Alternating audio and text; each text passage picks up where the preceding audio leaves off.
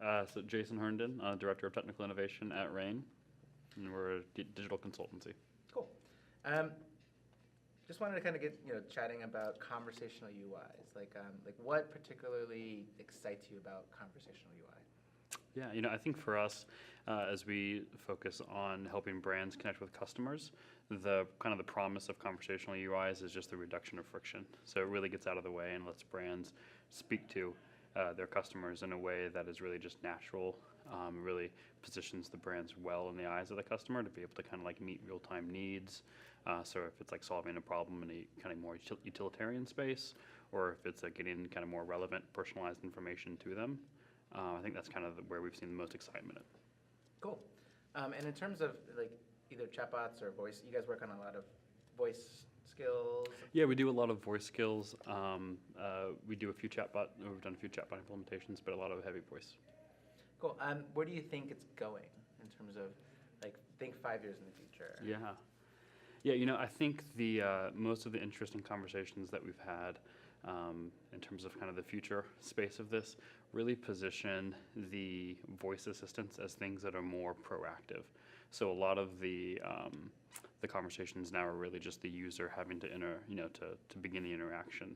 But having the voice assistant begin to orchestrate your day, beginning to add value to your day on its own, we kind of like to think of it in terms of adding like serendipitous moments to. So, if you know my calendar, if you know my schedule, if you know where I'm supposed to be, and you know the weather and the traffic, why not let me know when I need to wake up? Why not let me know when I need to leave work? Just take care of all that stuff for me that I don't, want. And also maybe because it's, cloudy, maybe order me a coffee on the way or something like that, So we see eventually the voice assistants get into more proactive kind of space where they're really owning digital assistant as like a staple thing that adds value to your life. That's great, yeah. As you've been working on, these interfaces, has anything kind of surprised you, like that you didn't expect?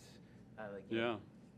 We've been really surprised at how quickly people have taken this into their lives and their homes, how quickly they've, adopted it, how quickly they've, lended it a human voice. We did a lot of like user groups and focus groups, and one of the things that we found was that, moms and dads were very much concerned about like have manners and, talk to the voice assistant in a way that's polite and respectful. And it's really interesting. Like we didn't anthropomorphize touchscreen.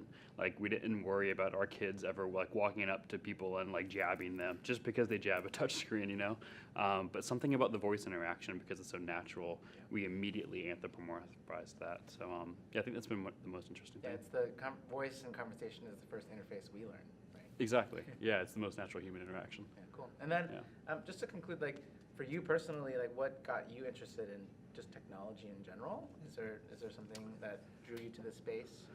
That's a good question. Yeah.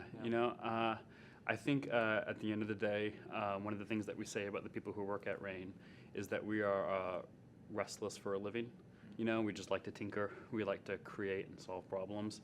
And I think that the AI space, and particularly the voice as kind of the first package thing to fall out of AI, represents kind of the most unique ability to problem solve in some really cool ways that, I got into early days of web, and mobile wasn't exactly my wheelhouse, but that came up when I was a developer.